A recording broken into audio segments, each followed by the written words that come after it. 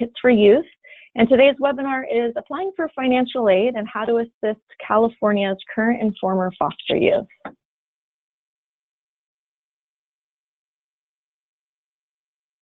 So before we begin, just a few logistics. You're logged into the webinar. You can either enable your audio via your computer, or you can use your telephone, and the phone number is listed there, and you'll also be given an audio pin, which will be shown after joining the webinar. There will be time at the end of the webinar for questions, so feel free to submit questions at any time. You can simply just type them into the panel and click send, and we will field those questions at the end of the webinar.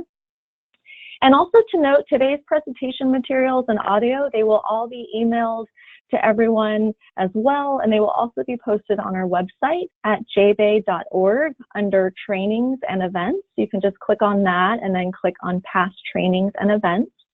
And then I've also PDF'd today's presentation. You can find it in the handouts section of your GoToWebinar control panel if you're interested in printing the PDF version as we go through the webinar today as well. And there's also another handout that I'll be referencing at a later point in the webinar that you can also download and view during the webinar too.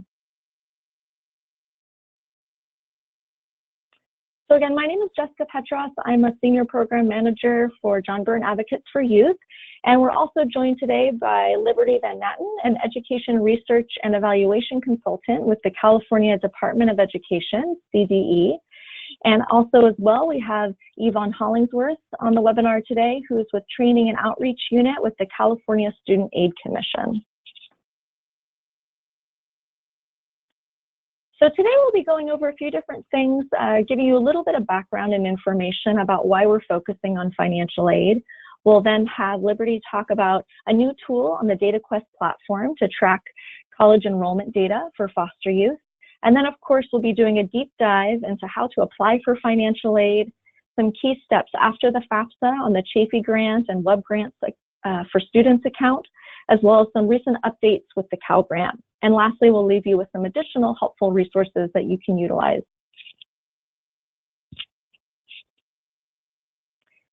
So why are we talking about financial aid? The thing is, it really makes a difference for our foster youth. We know that high school seniors that complete the FAFSA, which is the free application for federal student aid, are 63% more likely to enroll in college. In addition to that, financial aid helps with the rates of students that are transferring and graduating as well. For example, students that received at least $7,500 in financial aid, 49% of them transferred or graduated, in comparison to students that only received $1,000 to $2,500, only 17% of them transferred or graduated. So by taking the time to assist youth in applying financial aid, it really sets them up for success in their higher educational journey. So although we knew the benefits of financial aid and what a difference financial aid can make, we realized a few years ago that foster youth just weren't accessing all the financial aid that was out there and available to them, and were leaving a lot of financial aid left on the table. So a few years ago, we launched the California Foster Youth FAFSA Challenge, and this is a statewide initiative to increase the rates of financial aid attainment for California's high school seniors who are in foster care. Our initial goal was to reach a rate of 60% completion for financial aid applications to be on par with the general population. So after the first year of the FAFSA Challenge in 2017-2018, we successfully increased the rate of financial aid applications to 45% statewide. After the second year of the challenge in 2018-2019, we increased the rate to 57% statewide. And our goal for this year, for 2019-2020, is to not only meet the rate of the general population for our foster youth, but to exceed that with a goal of 65%. So what we're seeing with this FAFSA challenge is that it works. By taking the time to assist foster youth and support them and paying attention to if they're applying for financial aid, it really is making a difference in getting them this money to help them succeed in college. If you are working with any high school seniors and you're not yet involved in the FAFSA Challenge in your county, these efforts are led in each county by their County Office of Education, specifically by their Foster Youth Services Coordinating Program, FYSCP. And so if you're interested in getting connected and finding out how you can be involved in your county with high school seniors, the link is there to the CDE website where you can find out the contact for your local County Office of Education in your area.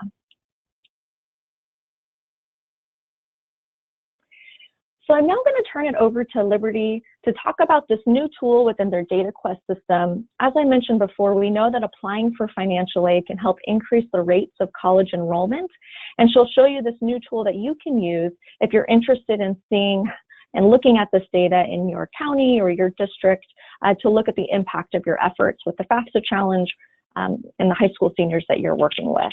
So I'll now turn it over to Liberty to talk about DataQuest. Great, thank you, Jessica. Good morning, everyone. If you could move to the, move to the next slide, please, Jessica. So thank you. I just wanted to start today by focusing on the CDE's mission, which is to provide a world-class education for all students. And the reason for this education is ultimately to prepare students to live, work, and thrive in a multicultural, multilingual, and highly connected world. So that framing our conversation, I'd really like today to just share with you all some educational outcomes for foster youth in California to help get the conversation going around this really important work of getting our foster youth into and succeeding in college and life. Next slide, please.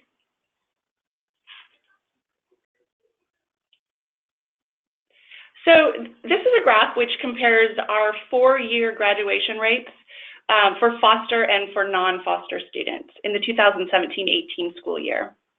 And here we can see a difference of 30 percentage points in graduation rates between students who were foster, that's the orange bar, and the students who did not enter foster care, the bar in blue. Next slide, please. And this graph compares the college-going rates for foster and non-foster who completed high school in the 2017-18 school year.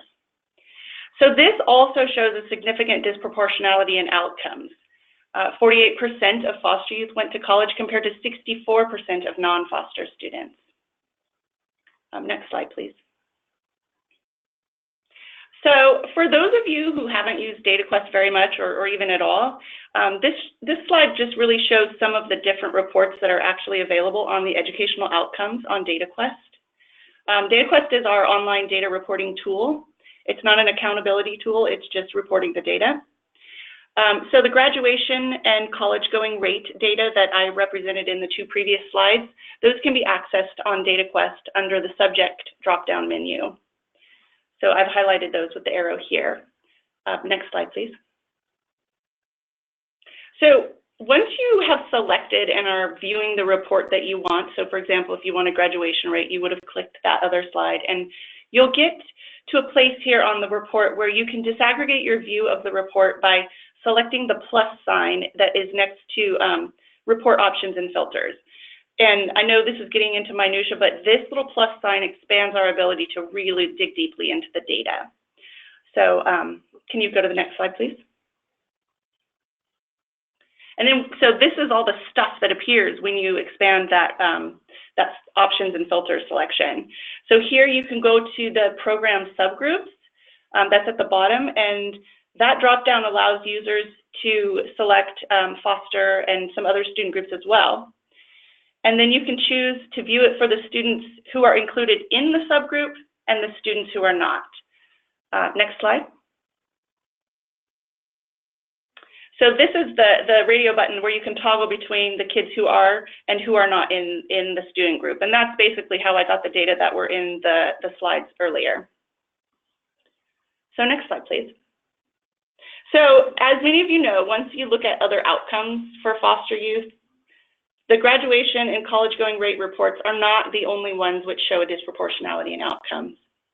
So these kids are leaving high school with significant challenges. So I think today I really just want to Before I hand it back over to Jessica, I really just want to highlight the work that John Burton Advocates for Youth is doing, and the work that you all out in the field are doing as well. Focusing on the FAFSA for foster youth is essential because we know that paying for college is often the biggest barrier to ensuring that all students have access to a higher education. It's critical. So if we're going to see improved educational outcomes for foster youth on those reports on DataQuest, and specifically if we want to increase the rate of foster youth going to college, this is the work that we have to, this is where we can start, where we can really impact the difference, impact and make a difference. So on this slide is the link or how you can access DataQuest on the CDE website. And my email is also below. So if you all want to next year go in and see if perhaps we're moving the needle and our bars are getting closer together for our foster and our non-foster, this is where you can see those outcomes. And I really want to support you all in doing that work as well. So thank you.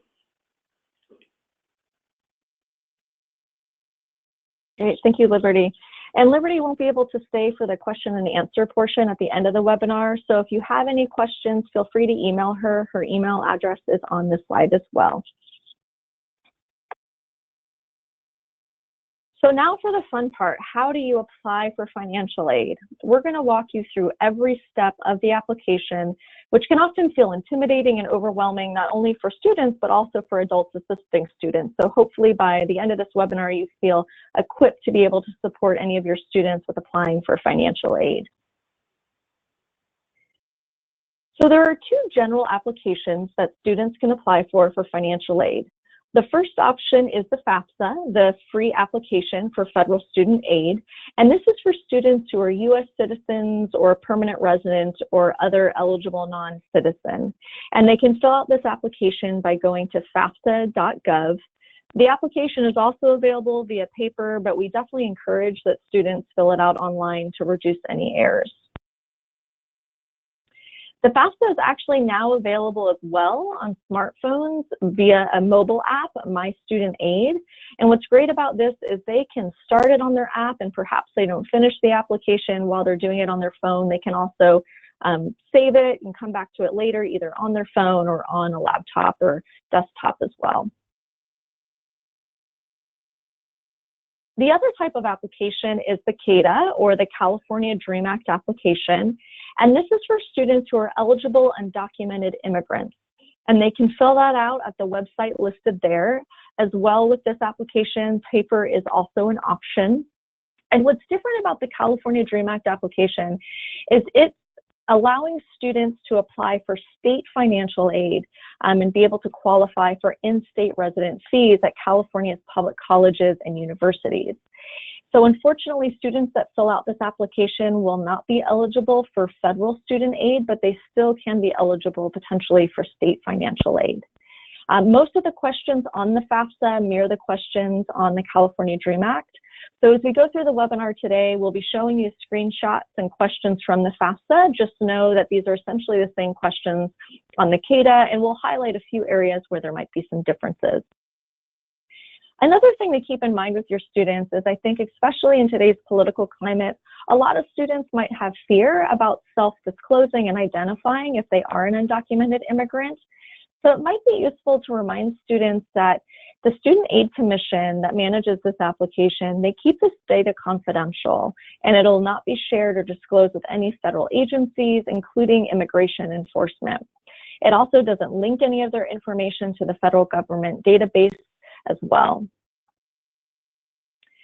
Another area that can sometimes be confusing for students is you might be familiar of a federal program called DACA.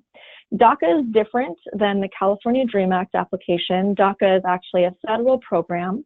You do not need to have DACA to apply for the California DREAM Act application. Also, if you have a student that is a DACA recipient and they've been granted a temporary Social Security number, they'll still need to fill out the California DREAM Act application, even if they have that DACA-issued temporary Social Security number. Now, to be eligible for the California DREAM Act application, they do have to meet some requirements. These are what the requirements are, AB 540. There's two options to fill out the California Dream Act. Students must have either, with option A, completed 3 years of high school credits and 3 years total in attendance at either an elementary school, middle school, or high school in California. Or due to SB 68, there was an expansion, and the other option for students to qualify is if they've completed 3 years attendance or equivalent in any of these schools in California, which include a high school, an adult school, or a community college. Now, for community college, only a max of 2 years can be applied towards the total 3-year requirement. So if you're working with a student who's undocumented and they meet one of these two requirements, then they're eligible to fill out the California Dream Act application. Another thing to note is Special Immigration Juvenile Status, SIJS. So if you're working with any undocumented students who are involved in the child welfare system, they might be eligible to obtain SIJS status, which will essentially allow them to apply to become a lawful permanent resident. Now, if you're working with a student and they haven't yet applied, definitely encourage them to talk to their child welfare agency and apply, because to be eligible to receive this, they have to apply before they turn the age of 18. Also, if you're working with any students that have applied for SIJS, even if their application is pending, they're not going to be eligible for federal financial aid until their application's been successfully processed and approved. So anyone with a pending SIJS application will still need to apply for the California Dream Act in the interim. They actually won't be able to apply for the FAFSA and qualify as an eligible non-citizen until they've received their green card. So as I mentioned, the two applications that students can apply for are either the FAFSA if they're a citizen, or the California Dream Act if they're an eligible non-citizen. And the way that both of these applications work is they're getting information about the student's income, assets, and household size to determine their eligibility for need-based aid. And the way that that's calculated is it looks at the cost of attendance that the student is planning to attend at their college. It looks at things like tuition, housing, books and supplies. And then the application calculates their expected family contribution, EFC, and we'll talk about this later on in the webinar as well.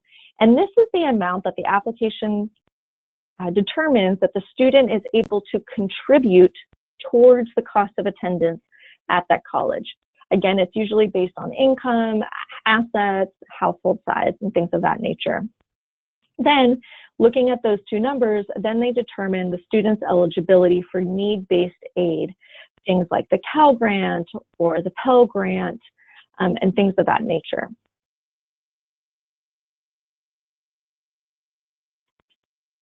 So once you've determined which application to fill out, whether it's the FAFSA or the KASTA, the next step is when to apply. So the priority application period is October 1st to March 2nd. So if you're working with students, now is the time for them to apply. And they don't have to apply to college first. They can actually apply for financial aid first and then apply to college.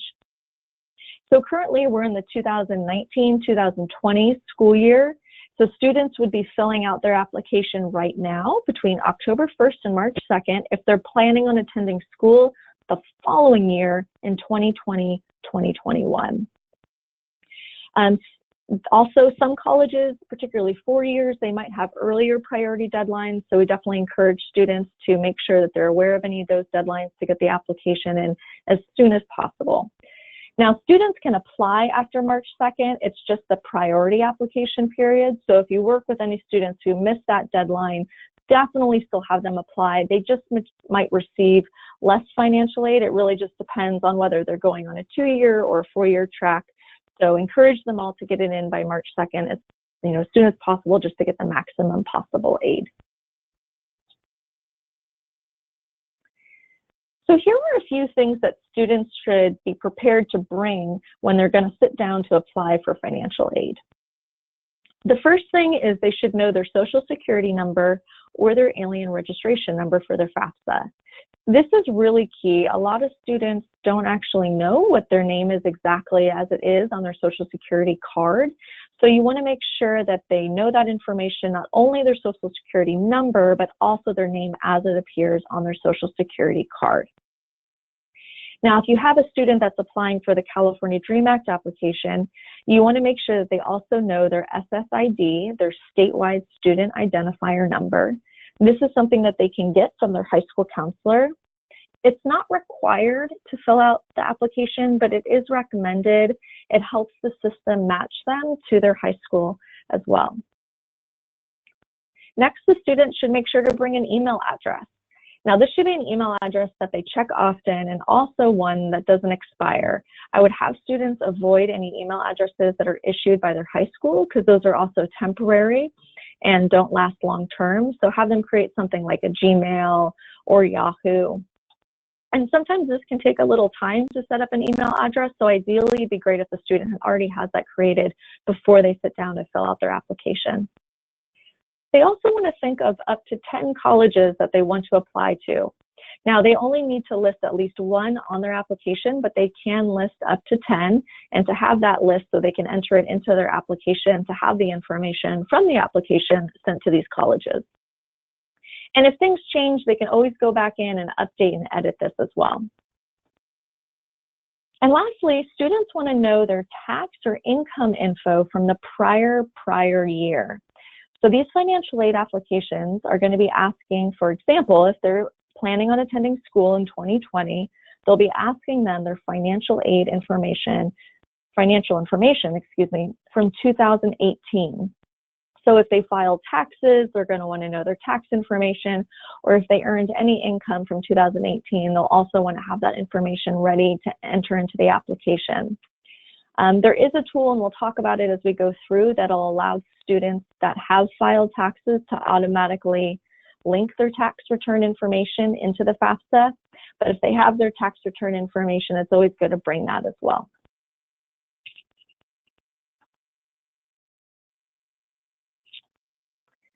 All right, so now it's time to start the application. So as I mentioned before, we're going to walk through the screenshots of the FAFSA, but just know that there's very similar questions on the California DREAM Act application. So to start off, they go to the website. As we mentioned, it can either be fafsa.ed.gov or fafsa.gov. It'll redirect the student to the website studentaid.ed.gov. And there's two options. They can either click Start Here or Log In. And this is important to realize that students must apply for the FAFSA each year.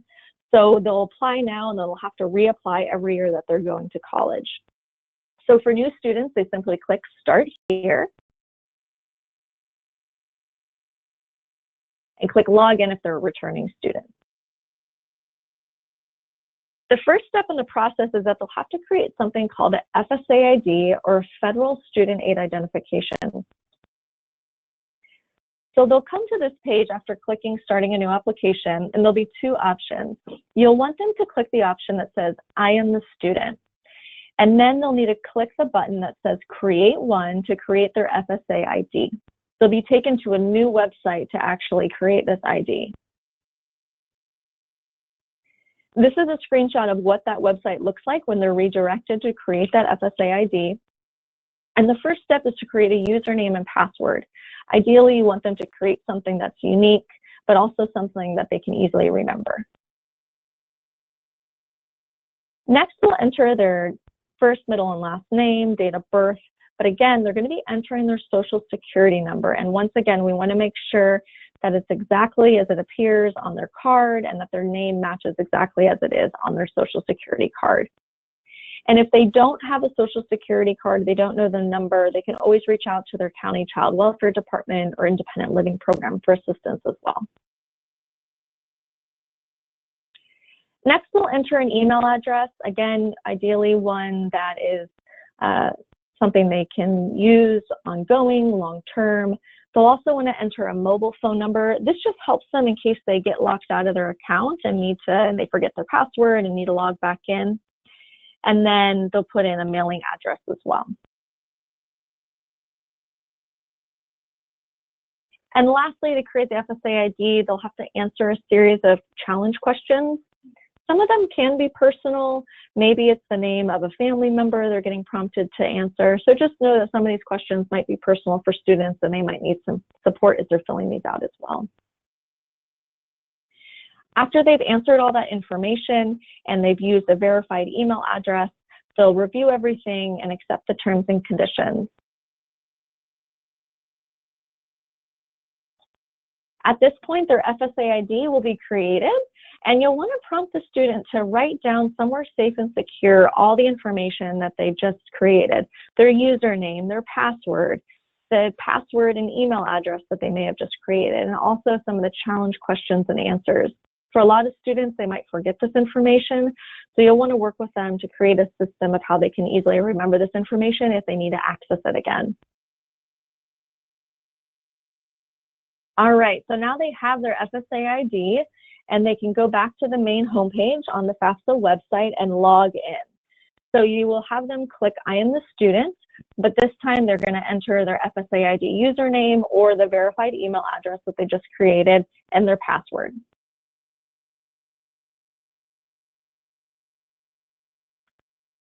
The first thing that's going to pop up is a disclaimer page. They can just click accept and move along.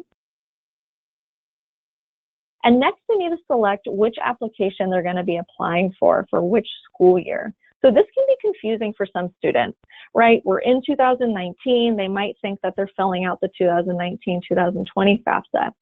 But it's actually they're selecting the application for the year that they plan to attend college. So if you're working with any students right now, they would select the 2020-2021 application. But also to note, summer session is usually considered part of the prior academic school year. So if you have any students who are also planning on doing the summer bridge program or any summer courses, they would actually need to fill out both applications. They would do the 2019-2021 if they're planning on taking summer classes this coming summer, and also the 2020-21 application if they're planning on starting school next fall. Once they've done that, they need to create a save key. Essentially, students don't have to finish the application in one sitting. They can start it and stop it and come back later. They can actually return within 45 days to complete the application, but they do have to create this unique save key so they can log back in if they want to make any changes or continue to fill out the application. And again, you know, they've already created a username, a password, challenge questions, answers. They also need to write down somewhere safe and secure the save key in case they don't finish the application and need to log back in to finish it. So next we'll be coming to this introduction page. It just provides a lot of general information about the FAFSA. They can read it if they'd like. If not, they can click next.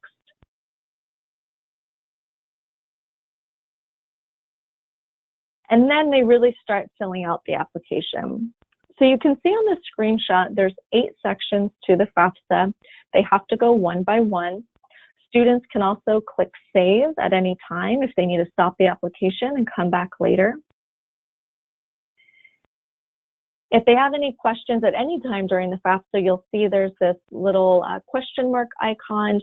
For any of the questions, if any of them do seem confusing, there's a lot of detailed information and explanations for all those questions that they can use as well. And you'll notice in the top, you know, 2 of the sections say parent demographics and parent financials. You might want to let students know up front that depending on their experience in the foster care system, they might be eligible to qualify as an independent student and will be able to skip the parent demographics and parent financials section. So we'll talk more about how that process works, but just know that as well. So the first section is the student demographics section. The Social Security number that they entered to create their FSA ID will automatically preload onto the screen. They'll then need to enter, again, their name and date of birth, again, exactly as it appears on their social. Next, they'll need to enter an email address. Again, making sure there's no typos. A lot of valuable information is going to be sent to them via email, so it's really critical that they enter this in correctly. If they'd like, they can enter a telephone number, but it is optional.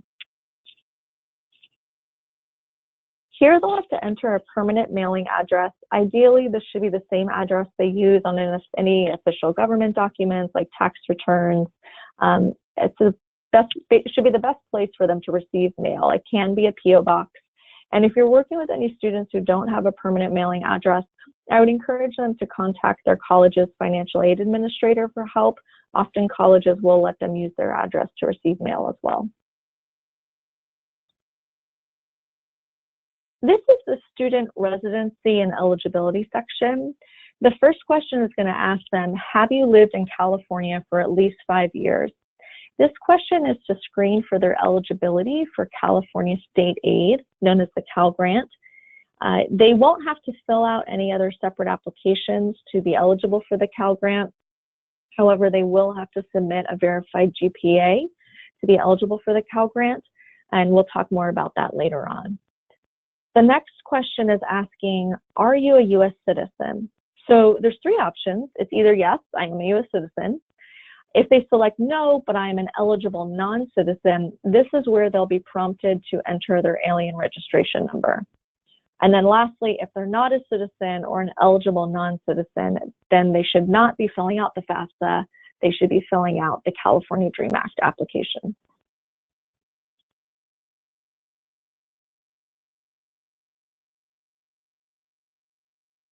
So student education, there's a few important things we want to note on this section. So the first question is going to ask them up above what their high school completion status will be for the 2020-21 year. They'll either be able to select high school diploma, GED, homeschooled, or none of the above. But the next question, which is highlighted in red, asks which college degree or certificate they'll be working on when they begin the school year. So it's important that students do not select other or undecided. It can limit actually the amount of grants that they receive. So they want to select something. It's really asking them about their initial educational goal. Maybe you have a student who's not sure if they're planning on going on a 2-year or a 4-year college track. If they're unsure, just have them select 4-year college that they're thinking of working on their first bachelor's degree. It's important though that they do not select second bachelor's degree if they don't actually yet have a bachelor's degree, because again, that can limit the amount of grants that they receive. The next question is asking them what their college grade level will be when they begin. So for most students, they're going to be selecting never attended or first year. Nowadays, a lot of high school students are actually dually enrolled or concurrent enrollment. They're in high school, but they're also taking college classes. Some of those students might think, oh, I'm in college, I'm taking college classes, I'm not a first year student. Well, they don't actually qualify yet as that. So for most students in high school, even if they're dually enrolled, still have them select never attended or first year. And then the last question is asking them if they're interested in being considered for work study. Definitely encourage them to check yes. Most students probably don't know what work study is, and this is federal financial aid where students can be awarded money that they have to work or earn a paycheck to receive, usually through on-campus employment. And sometimes these are impacted. They only have a limited number of slots and funding. So I would encourage students to click yes to be considered. And then if they change their mind down the road and decide that they don't want to do work study, they can always decline it.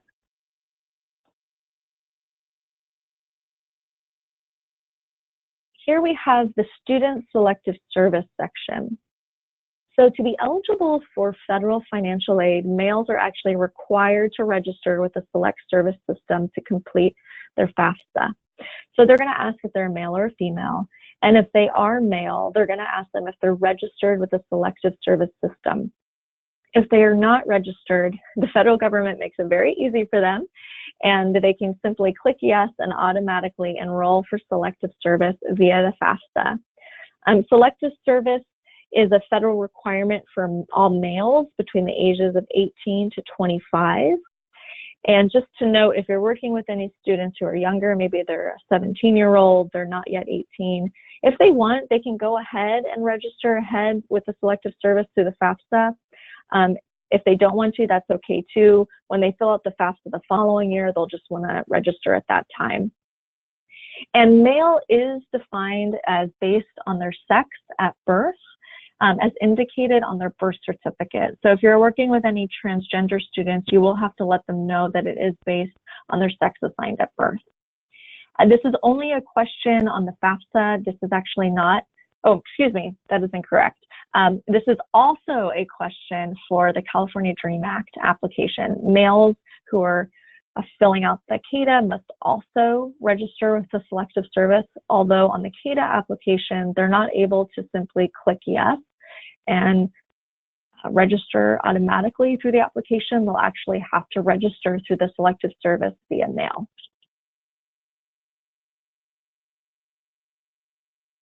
The next question here is asking for their driver's license number. This is optional, it's not required, so if a student doesn't have a driver's license number, that's okay. But if they do have one, they're encouraged to put it on there. It just helps prevent identity theft, and if they have a bad driving record or any parking tickets, it won't affect their eligibility for financial aid. This next question is asking about their experience in foster care and parent education. So the first question asks, are you a foster youth or were you at any time in the foster care system? This question is only on the FAFSA. It's not on the California DREAM Act application.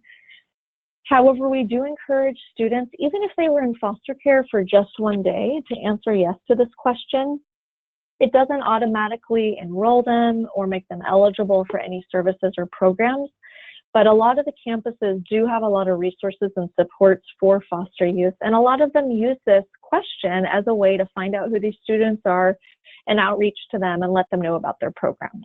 So we definitely encourage them to click yes, because it might give them more access to support at their college. The next question is looking at high school completion by parent. And this, again, it's really optional. It doesn't affect their financial aid eligibility. So if a student wants or knows the educational level of their biological parents, they can definitely enter it in there. But it's okay if they don't. Foster youth can most definitely select other or unknown for this question, and it won't affect their financial aid offer.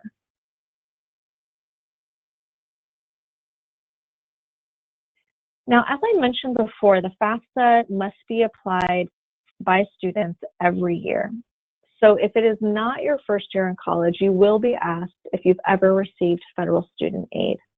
And if the answer is yes, then they'll be asked if they have been convicted for the possession or sale of illegal drugs, but only for an offense that occurred while receiving federal student aid. Students will not be able to receive federal student aid if they commit this type of offense while receiving that aid. But the good news is, if a student does, they can regain their eligibility by completing an approved drug rehab program or passing various drug tests. And if they aren't eligible for federal student aid because of this, we still encourage them to complete and submit the application, because they might still be eligible for state or school financial aid. This is only a question that pertains to federal student aid, not student or state aid. So the next section is the school selection section. So you'll see on this section, if on the prior question they indicated that they'll be getting their high school diploma, then they'll be asked to indicate which high school they plan on graduating from. If on the prior question they indicated that they're going to be receiving a GED, they will not be asked this question. We really do encourage them to use the search function to find their high school, just to minimize any errors and ensure accuracy.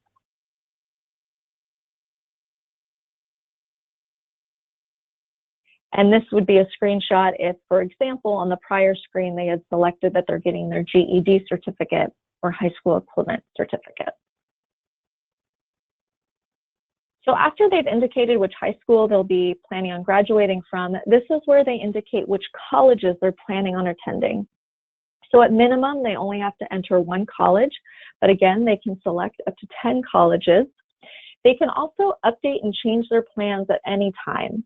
So maybe they're not sure where they want to apply, they put in 10, they change their mind. Once their FAFSA has been processed, they can always go back in and edit it. Also, they can always go back and add an additional 10 colleges if necessary.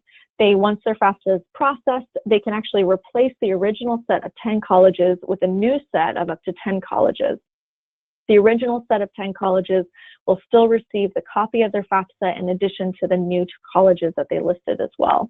And they can repeat this process as many times as they'd like. So on this screenshot, it shows what it would look like if they searched and found the college that they're looking for. That's listed here as an example of Pasadena City College. And then if they like, they can add more schools and continue to add up to those 10 colleges.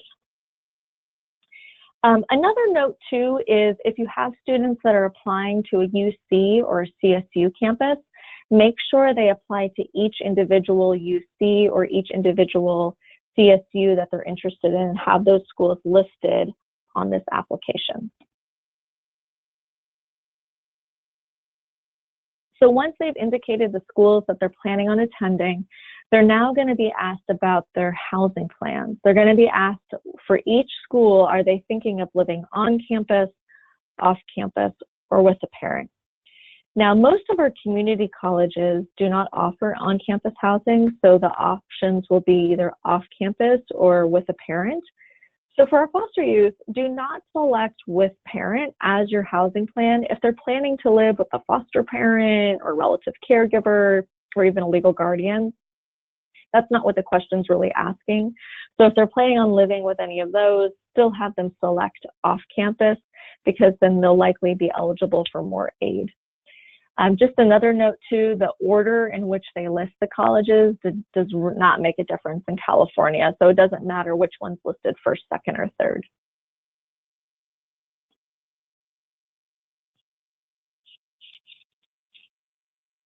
So the next section is the dependency status section. And I think this is truly the most important section if you're working with any students who are current or former foster youth.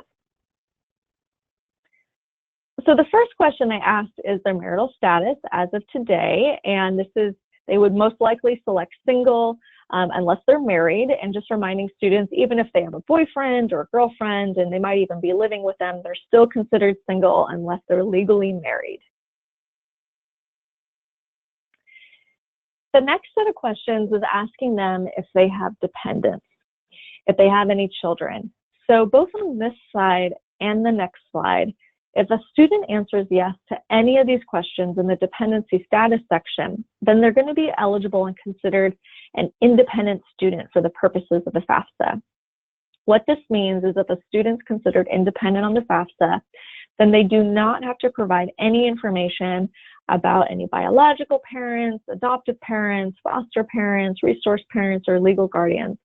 The rest of the FAFSA will be based just solely on their students' information. And this is important because a lot of students get confused about that. They think they need to report their parents' income or they need to report their resource parents' income, but in fact, they do not. These are additional questions that continue to screen to see if they might be eligible for independent status on the FAFSA. Questions, for example, if they're a veteran or they're in the U.S. Armed Forces. But there's two questions on here that pertain to foster youth that can make them eligible for financial aid and independent status on the FAFSA. So the first question asks, at any time since you turned age 13, were both your parents deceased, were you in foster care, or were you a dependent or ward of the court? If students can answer yes to this question, then they're considered independent on the FAFSA. Even if they were a dependent or ward of court for just one day after the age of 13, so for example, perhaps they got adopted at age 14, they're still considered independent on the FAFSA. And if so, again, they won't have to report their parents or foster parents' information. So just to get a little bit more into detail about what that might mean is if you were a dependent or ward of the court, but remained in the legal custody of your parents, you still do not qualify for independent status. Being a dependent or ward of the court means that the parent no longer had legal custody of the child. So that's just another detail to keep in mind. The other question that might pertain to some of your youth who are in foster care is this one. It says, does someone other than your parent or step-parent have legal guardianship of you as determined by a court in your state of legal residence? So for any of your youth that end up in legal guardianship, if they're in legal guardianship at the time of filling out their FAFSA, they also will qualify as independent on the FAFSA and do not have to report their legal guardian's information on the next sections. So some good news is that in prior years, if students checked off that box and they said they were in foster care, they were usually asked to provide verification to prove that they were in the foster care system through a ward of the court letter. Well, through some new legislation, this is now an automated process. We're really excited about this. And the way it works is if they check out that box, they say they were in foster care at least one day after the age of 13, that status will be automatically verified through a data match with the California Department of Social Services, CDSS. So that student will not have to do anything. They're only going to have to submit a verification letter if the data match was unsuccessful. This might happen, for example, if you have students that change their name, perhaps they were adopted and changed their name. They probably won't match in the system and might have to manually provide a verification letter. If students are required or requested to provide a verification letter if this match wasn't successful, there's two ways they can do it. If they're a current foster youth, they can either contact their county social worker or their independent living program, or if they're a former foster youth, they can contact the state foster care ombudsman's office, and that number is listed there. While students don't need a ward of the court letter for the FAFSA, it's still best practice that they get this ward of the court letter because there definitely are other programs and resources out there at college campuses that they can still access that might request or require that letter as well.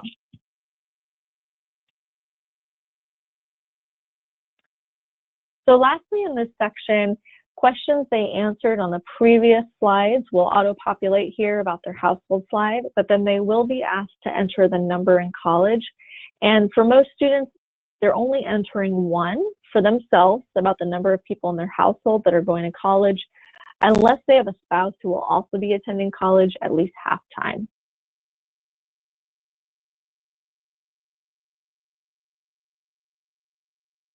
So this screen just simply shows they answered yes to one of those questions. They're considered an independent student.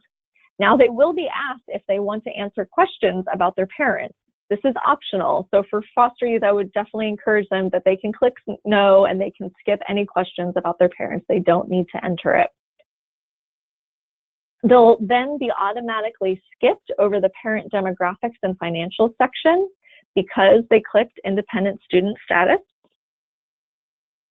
And they'll go directly to the student financial section. So the student financial section, there will be three options when they get to this section. They'll be asking them about, again, income and tax information from the prior year. So for students you're helping right now, they'll be asking questions for 2018. And they'll be asked if they already completed their income tax return, if they will file or not going to file. So we're going to walk through each of those three options and let you know how to assist students in filling them out correctly.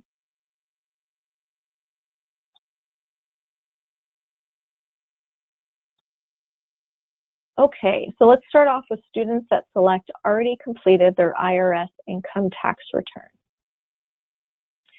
So as you'll see on here, they have the option to link to the IRS, which is highlighted in red, where they can automatically pull their information from the IRS website. Otherwise, if they choose not to link to the IRS, they'll have to manually enter all the information from their tax return. Now, if they don't have a copy of their tax return, they can definitely download a free copy of the transcript at irs.gov/transcript, and that information is listed there as well. But we do recommend that they do link to the IRS to reduce any chance of error by manually entering the information.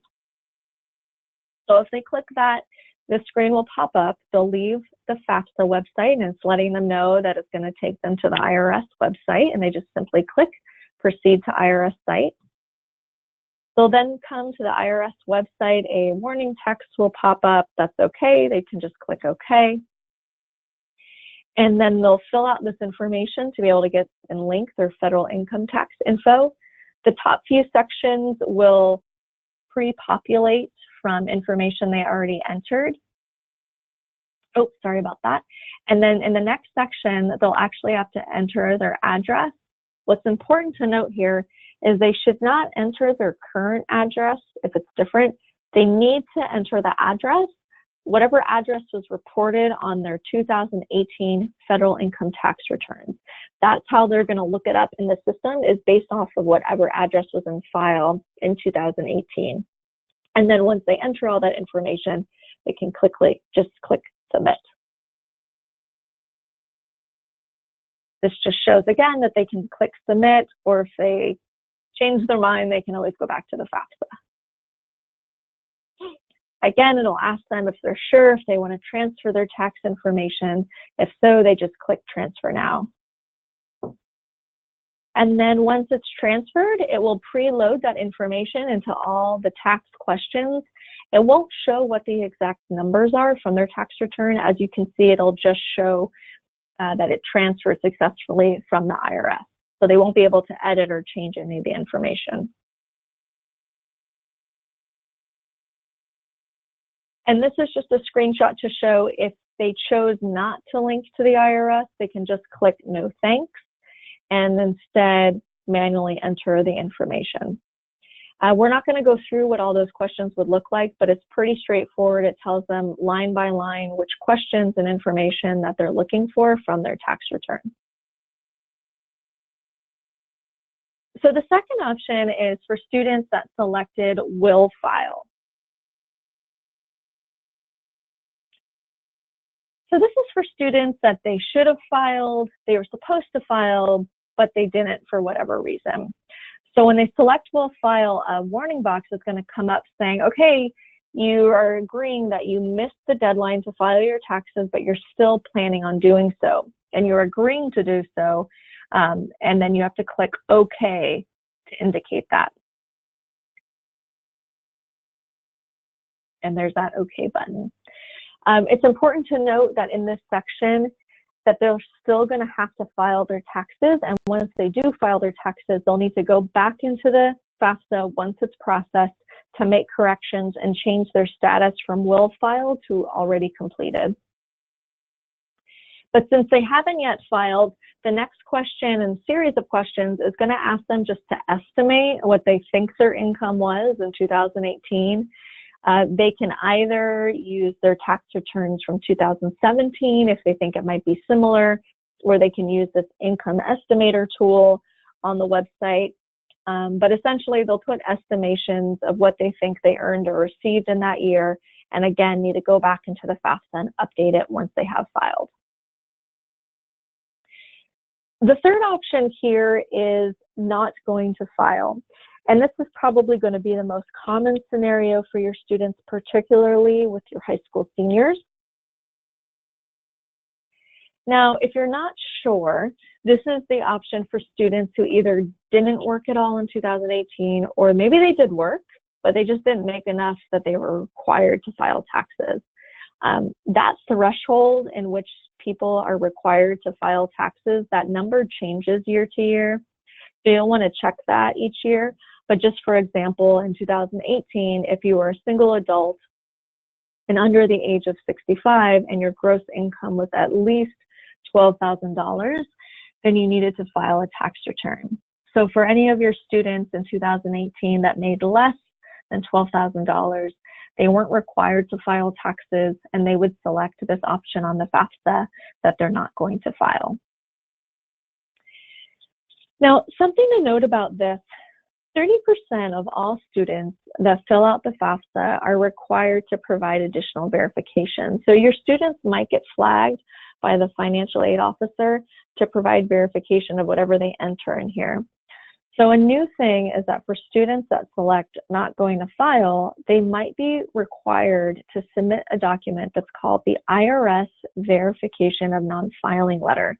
Basically, they want a letter from the federal government actually stating and proving that they really didn't file taxes. Now, filling out and getting this verification letter for students, and for many of them, can be complicated and complex. There has been some new guidance from the Department of Education that if students are having difficulty getting this letter, that there is a process and a form that they can fill out with their campus to verify and state that they really tried and they had a hard time. But all those directions and all those instructions can actually be found on that link that we have on our website, because it is a bit of a complicated process. And I've also uploaded this handout on GoToWebinar. So on your control panel, you'll see where the handout section is. You can also view this information as well. If any of your students do get flagged to provide this non-filing letter, again, it can be complex, so they might need your support in helping to navigate and get this form. And this document provides all the information and instructions you would need.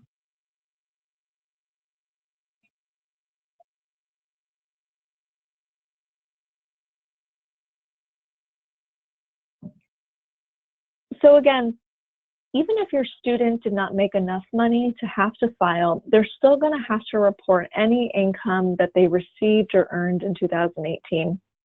So we're going to walk through what those questions look like. The first question is asking how much they earned from working, and they would enter that there. Pretty straightforward.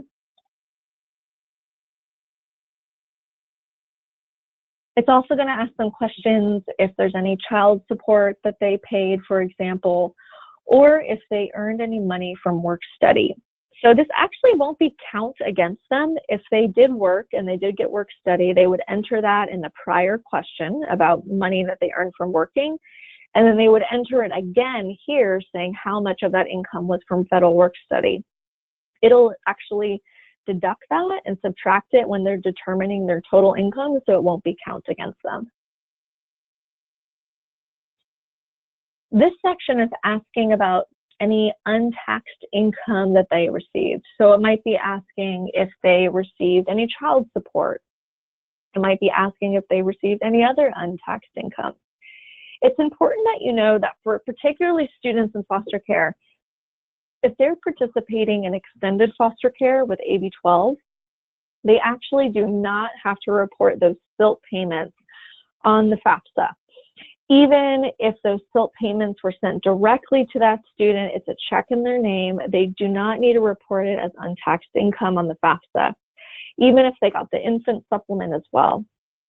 There's other forms of untaxed income that students also do not have to report, such as CalWORKS payments or untaxed Social Security benefits and SSI. So just make sure students are aware of that so they don't incorrectly list that information on their FAFSA. They'll then be asked if they want to skip questions about their assets. Since if this comes up, it's an optional question, so I would encourage students that they can click yes, that they can skip questions. Otherwise, they'll be asked questions about how much money is currently in their checking and savings account or investments that they might have.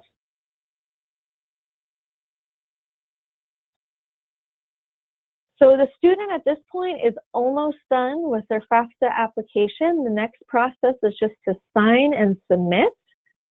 It's going to first just ask them if you're a preparer.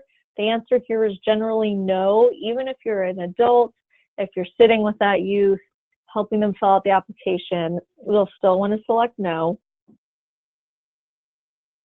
They'll then be provided a summary of all the questions that they filled out on the FAFSA. Right now, I'm just showing you a condensed version of what that slide looks like, but they'll actually have a detailed slide in front of them of the information from their whole application that they filled out. They can just click expand all, and it's really important that the students review this information, make sure everything that they answered is accurate and correct. They can actually print a copy of this as well for their records. And once they make sure that everything looks okay, they can just move on to the next page.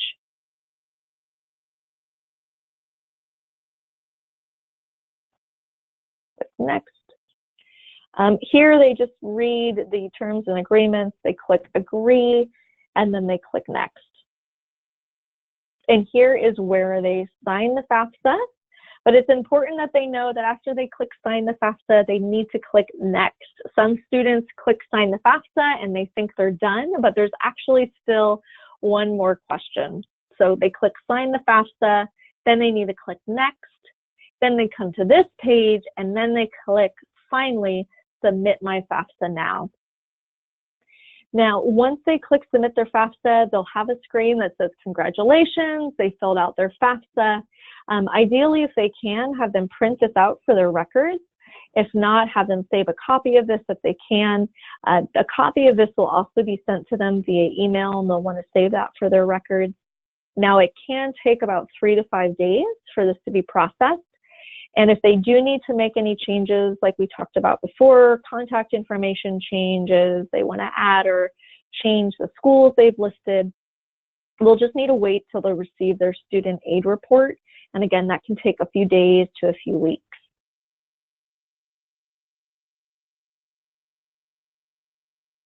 Also to note up on the top, when they get this screen, it'll show their confirmation number as well as their data release number, their DRN.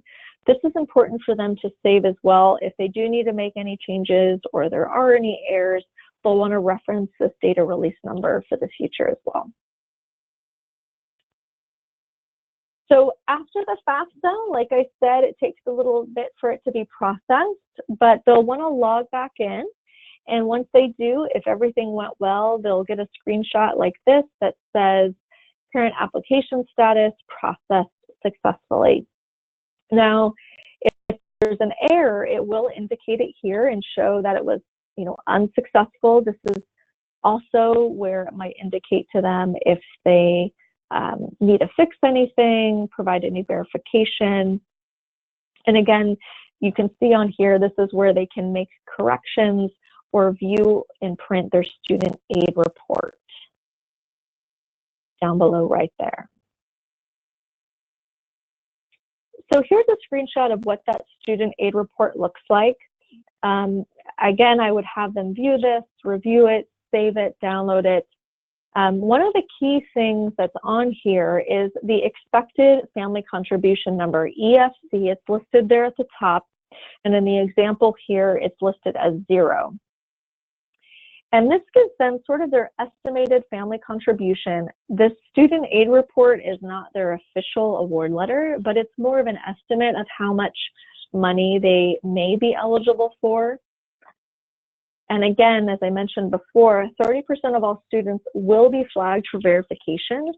So it's important that they respond to any requests that they might get for further information or documentation.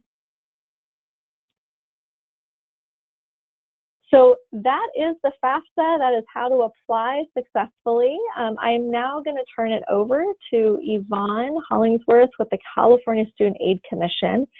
Filling out the FAFSA is really just the first step, but there's additional steps. We want to make sure that students take as well to get the maximum financial aid, such as applying for the Chafee Grant, creating a Webgrants account, and she's also going to share some exciting new information and updates with some expansions to the Cal Grant for our foster youth and also our dependent students.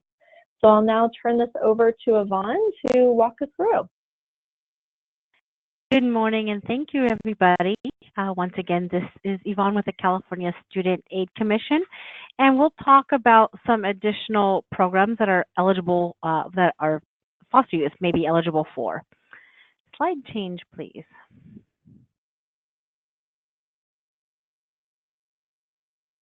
Can we advance the slide? Perfect, thank you. Okay, so we can see that with the Chafee Grant, this is funding that allows our students to have additional support while going to college. And in the next couple of slides, we'll see what type of expenses students can use those funds for.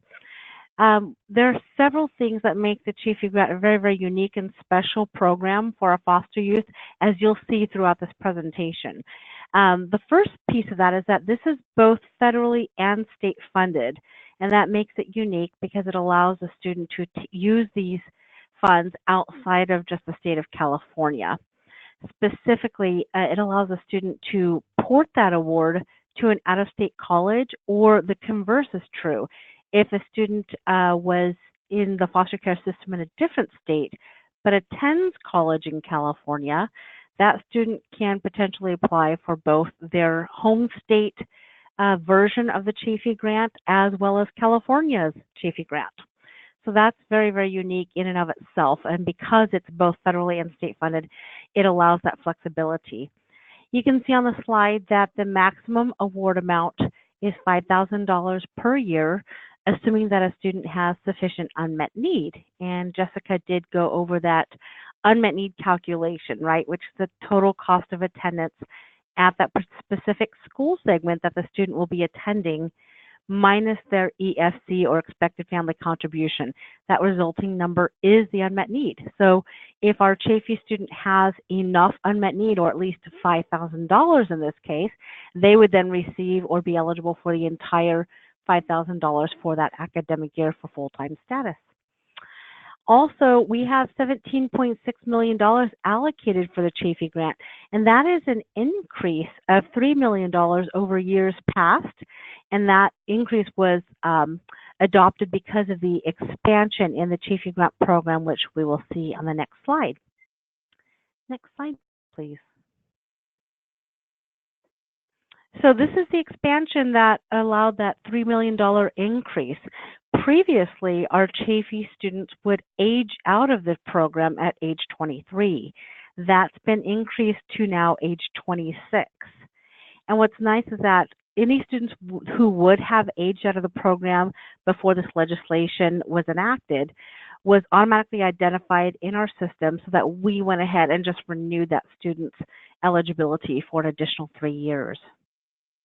Notice also that the Chafee Grant participation is limited to 5 paid years. What that means is that a student can receive up to 5 years of eligibility, and any 1 year that a student receives at least a payment of $1 is going to utilize one of those 5 years. The participation does not have to be consecutive. So if a student, say, attends in fall term and wants to take a break from spring term or wants to hold their Chafee funds because they have all their expenses covered through other aid, they just simply need to work with their financial aid office and let them know that they're going to decline this disbursement for that particular term and thereby save that award for later. But if they did receive any one payment in an academic year, it once again is going to use 1 full year of eligibility. Next slide, please.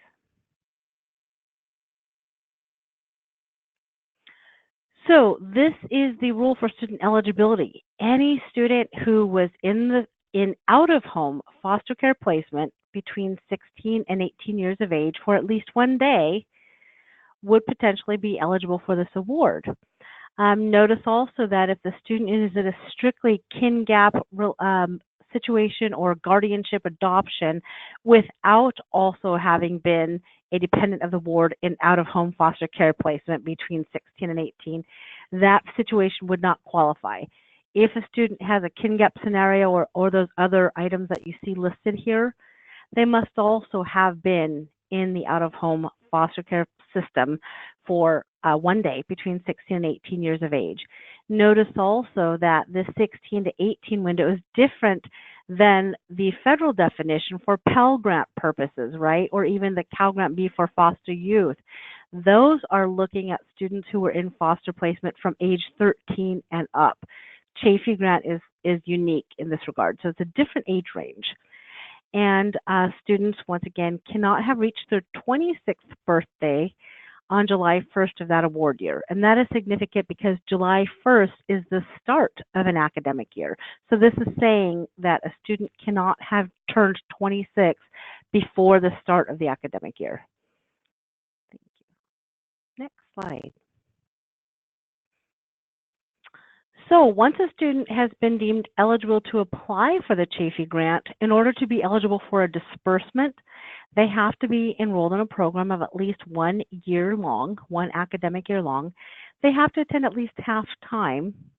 They have to demonstrate sufficient unmet need, and they have to make satisfactory academic progress. Now note, for anybody following legislation, Senate Bill 150, look for future revisions to that SAP policy, as well as other provisions around the Chafee Grant. The Commission will be making those announcements as SB 150 comes to fruition via our listserv. And this is the way you can register to receive our announcements and alerts so that you are staying on top of the newest legislative information and you're abreast of all these changes. Notice also on the slide that another very, very unique thing about the Chafee Grant is there are several exceptions that students do not have to qualify for, do not have to meet certain requirements as compared with other traditional financial aid. So the first thing on the bullet here is students do not have to provide a GPA, right? That's very different from the Cal Grant.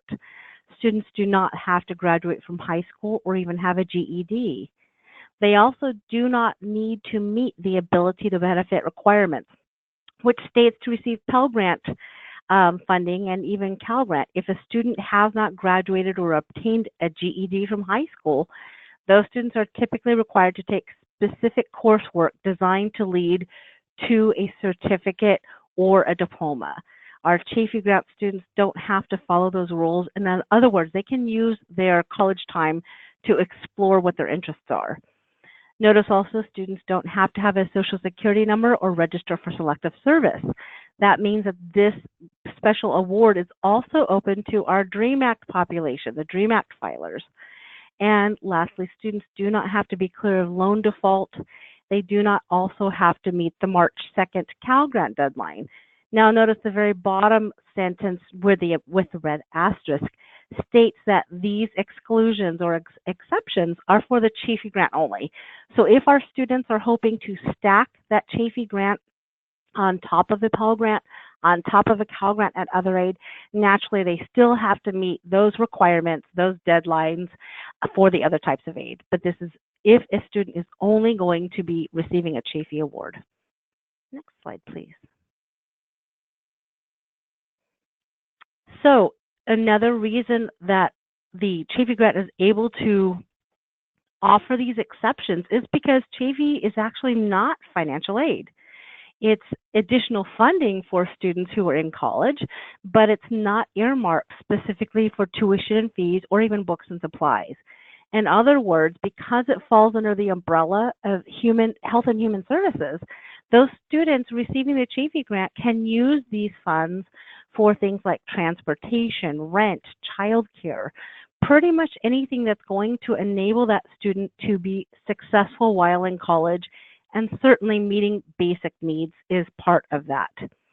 Notice also that another thing unique about the Chafee Grant is that those funds are not restricted to undergraduate programs only. Our students can actually use that for postgrad studies, teacher certification programs, that sort of thing.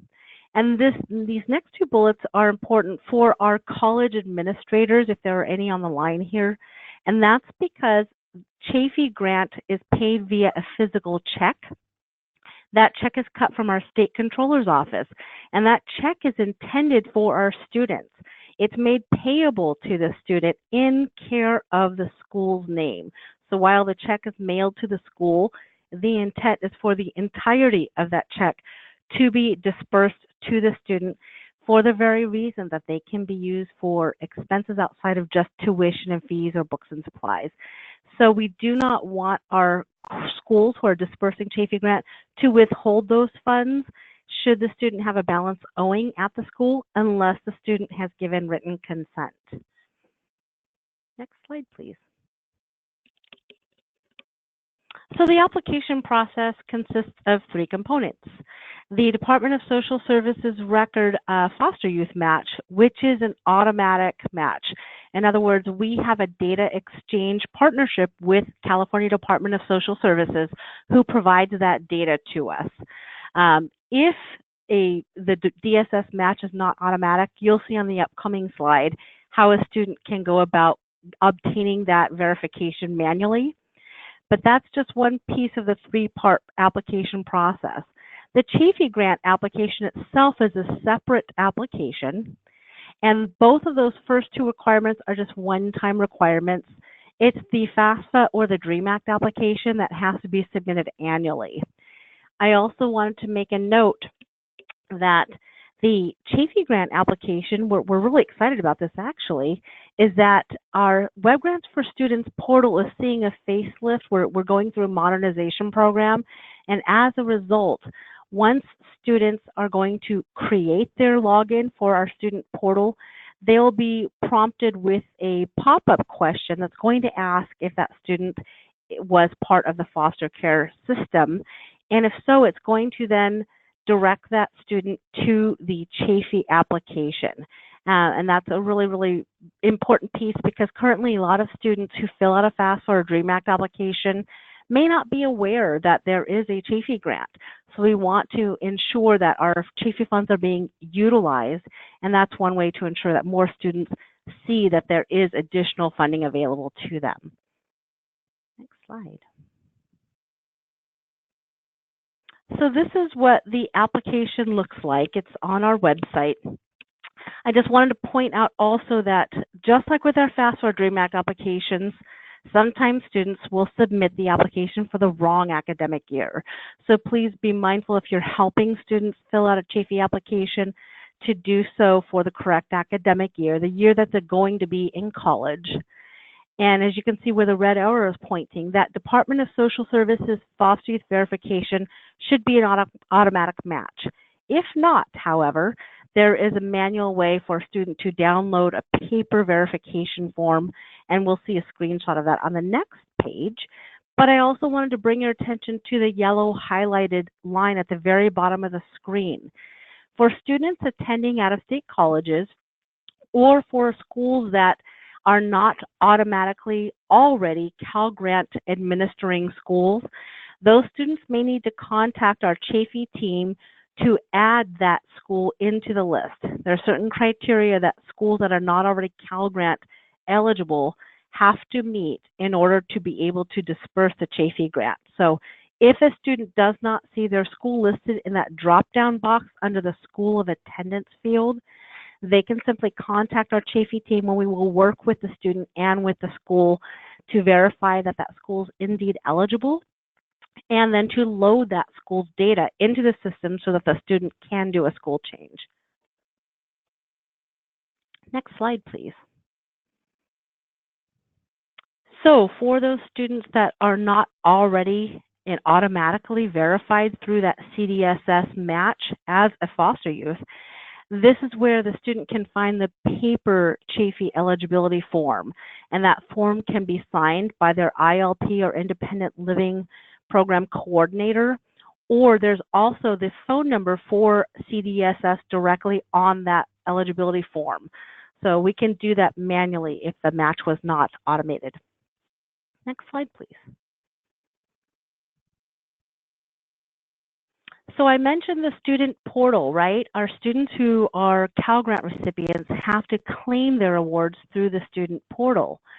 Even if a student is, say, a Chafee only recipient and not receiving a Cal Grant, they still need to create their portal.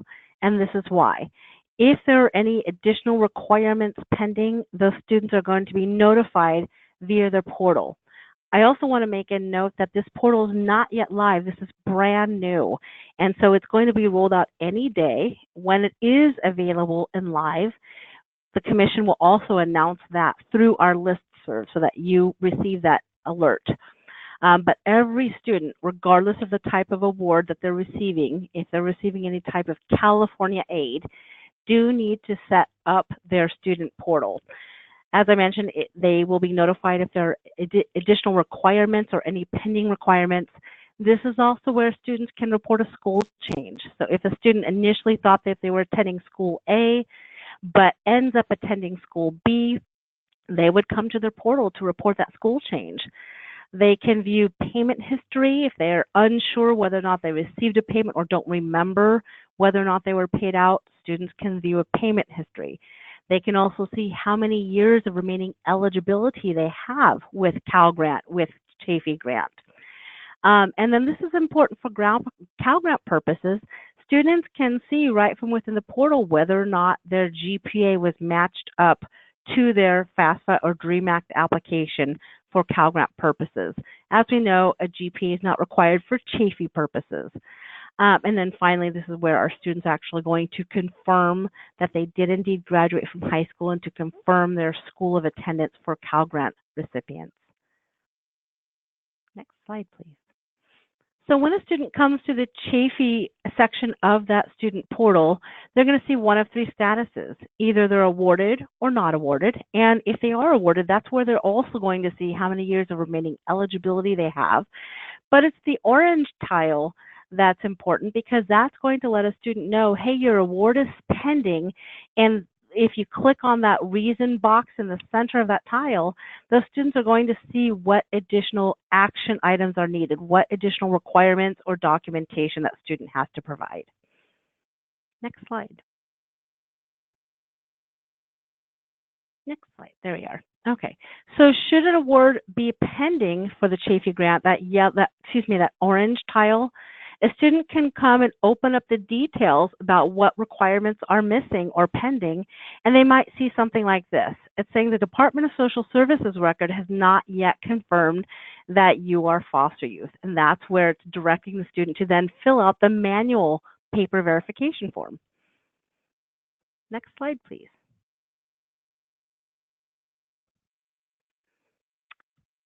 When a student looks at the school of attendance, they're going to be greeted by a similar looking set of tiles.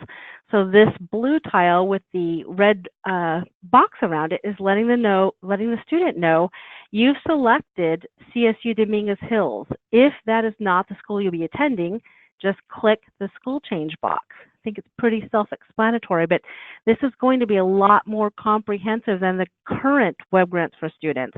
It should let all of our students know exactly what's needed so that they can be more of a self-directed troubleshooter. They can be their own financial aid advocate. So this is hopefully going to give them a lot of rich information and allow the student to know without a doubt what requirements may be pending.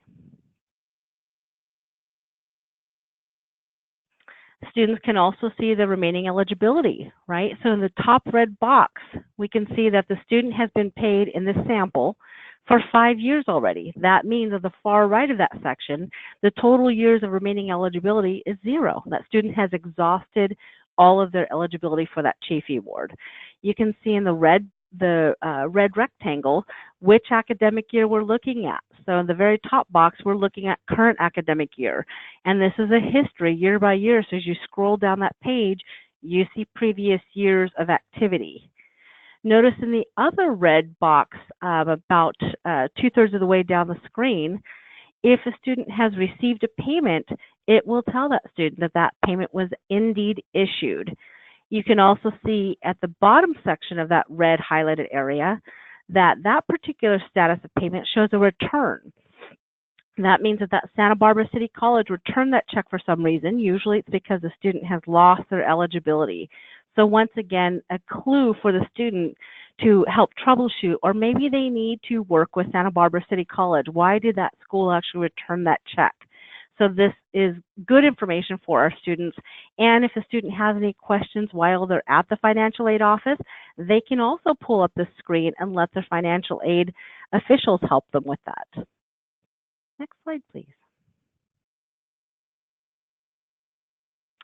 So Cal Grant, I just have a couple of brief slides about this because there are a couple of special provisions for our foster youth. So for those of you who have not yet seen this new legislation, Cal Grant B for foster youth is a special designation. It's a special expansion of the Cal Grant B, which is available to all students who are financially eligible, but specifically for those students who have been deemed foster youth from age 13 and up, because remember, those students are self-reporting that information on their FAFSA or DREAM Act application. For those students who are identified as foster youth, it's going to expand the high school entitlement window. For a non-foster youth student, the entitlement window is specific to high school seniors and students who were high school grads last year. That's the normal high school entitlement window. And we want our students to be awarded during the entitlement cycle because that's the only time that a student is guaranteed the Cal Grant if they meet the basic eligibility requirements. So with our foster youth, we've gone ahead and expanded that special window to not just high school seniors and the year following high school graduation, but through age 26, similar to the age out limit on the Chafee Grant. But again, we're now talking about Cal Grant B. So this is now using that foster definition from the federal government, which is age 13 and up. We've also expanded the deadline. Our non-foster youth students have to apply for the Cal Grant by March 2nd, whereas our foster students are able to extend that through September 2nd if they are attending a community college. If they're at a CSU, a private school, a UC, anything like that, they still have to meet the March 2nd deadline. But for students specifically attending a community college, their deadline has also been extended to March 2nd. And then the biggest piece of this legislation is that for our non-foster youth, the maximum Cal Grant eligibility is capped at 400% or 4 years. That actually has been doubled for our foster youth receiving a Cal Grant B. That is huge. That's significant. It's going to allow our students to really utilize those years to identify their interests, and if they're struggling or need that extra support, they have the time to do that. So that's a win. Those students now have up to 8 years of full-time enrollment under the Cal Grant B. Next slide, please. So this other award, the Cal Grant Award for Students with Dependent Children, is not unique to foster students. It's for any student that qualifies based on the information you see on the screen. But I wanted to mention it for any students who are foster youth who may also be eligible for this so that they're aware of it and can maximize their funding. But also because just like with our regular Cal Grant B, since foster youth are now eligible for up to 800% or 8 years, similarly, those students who qualify for this special award can also receive that for up to 8 years. So what this says is that for students who are supporting a dependent child under 18 years of age by more than 50%, those students can qualify for up to an additional $6,000 on top of a Cal Grant A or B. And if they are receiving a Cal Grant C, which is our award for vocational and technical programs, those students supporting a child under 18 by more than 50% can receive up to $4,000 per year on top of their existing financial aid, provided, once again, that they have sufficient unmet need. But this is going to be a real game changer. This is providing real money to help our students, perhaps a single parent going back to school. So that's a great, great win as well. Next slide, please.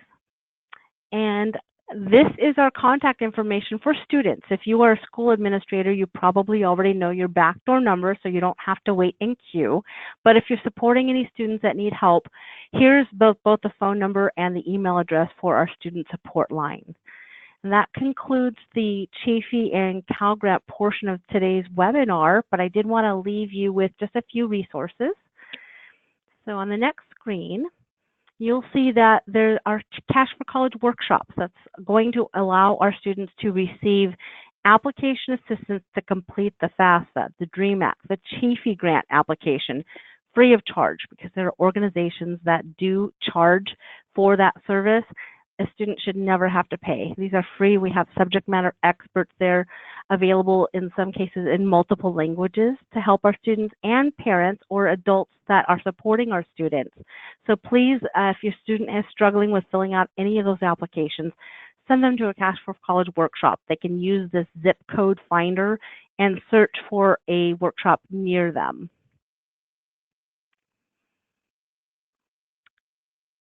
And then I will let Jessica go ahead and tune in, but I will stay on the line if there are any questions that come through. Thank you, everybody. I'm going to go ahead and mute myself now.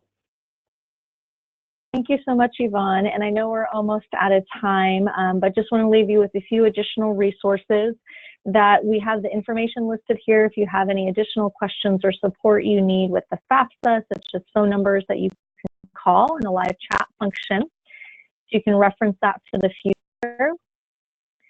We also have listed here our student.california College Pathways website.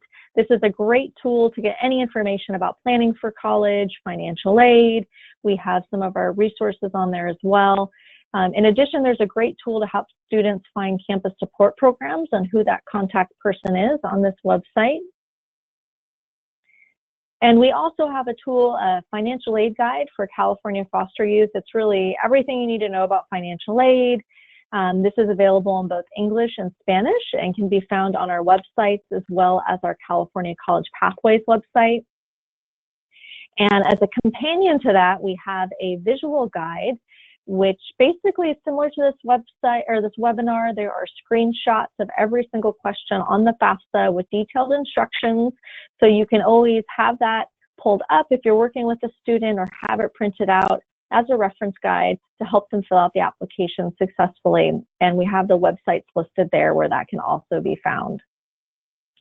And lastly, if you want some more practice, there's a demo site. You can always go in and log in and practice filling out the FAFSA if you want a little more practice under your belt before you're assisting a youth.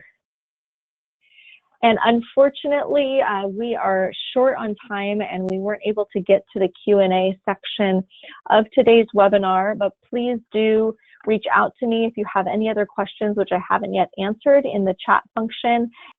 And I'm going to send out my email through the chat function, so feel free to email me and I will get back to you as well. And so my email address is jessica@jbay.org. So thank you all so much for logging into today's webinar. We really appreciate your time and also your dedication to supporting youth and getting financial aid.